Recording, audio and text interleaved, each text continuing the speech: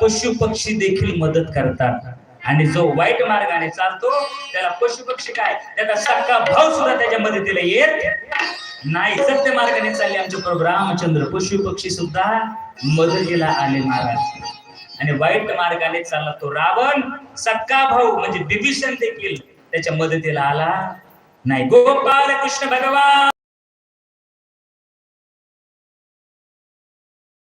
केला. अरे मला तर माझ्या सगळ्या नगरीचा उद्धार करायचा आहे. परत एकदा भागवत कथेचं आयोजन केलं. आता मात्र सगळ्यांना आमंत्रित केलं. आता सगळ्यांना माहिती होतं आता श्रोता व्हायचं नाही आणि श्रोताही व्हायचं नाही. आता आपल्याला फक्त श्रोता व्हायचंय.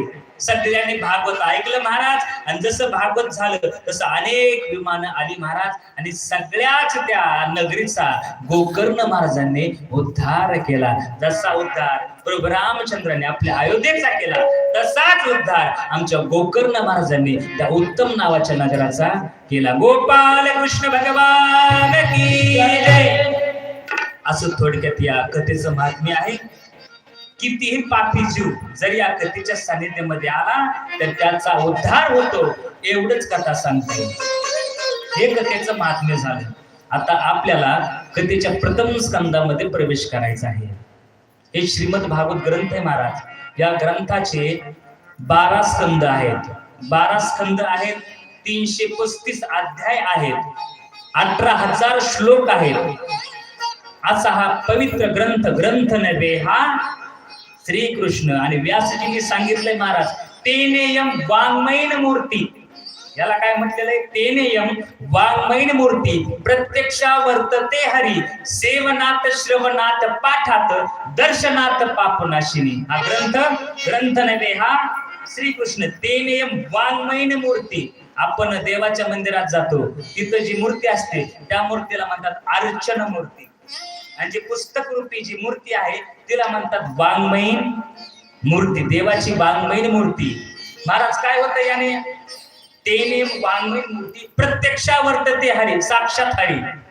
सेवनात म्हणजे याची सेवा केल्यानंतर, श्रवणात याचं श्रवण केल्यानंतर, दर्शनात दर्शन केल्यानंतर आणि पठन केल्यानंतर दर्शनात पाप नाशिनी. तेनेयम वाङ्मयीन मूर्ती. म्हणून तुमच्या गावामध्ये हा साधा सुद्धा ग्रंथ नसून ग्रंथ नव्हे, हा श्रीकृष्ण विराजमान झालेले आहेत. या 7 दिवसामध्ये कोण्याही जीवाचा न घडो मत्सर बरोबर सर्वेश्वर पूजनाची या नियमाप्रमाणे आपल्याला 7 दिवस व्यतीत करायचे आहेत. गेला एक दिवस निघून दुसरा एक दिवस निघून चालला. आता प्रथम स्कंदामध्ये आपल्याला प्रवेश करायचा आहे. या प्रथम स्कंदामध्ये काय सांगितले व्यासजींनी? प्रथम स्कंदामध्ये मंगलाचरण आले.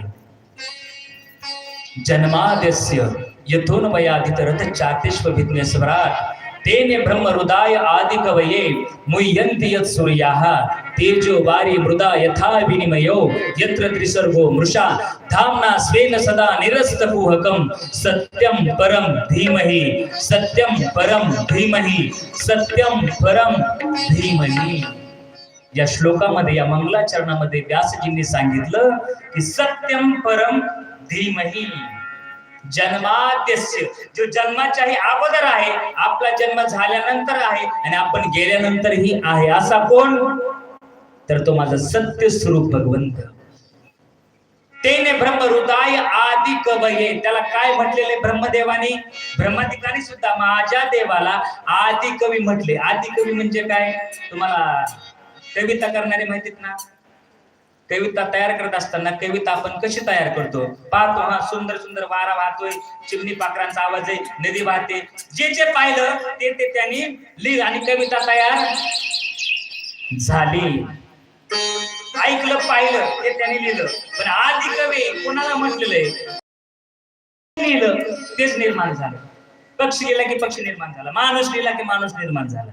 आदि कवये सत्यम परम धीमहि. म्हणजे असे कोणते देव आहेत? तर सत्यम परम धीमहि, सत्य स्वरूप भगवंत.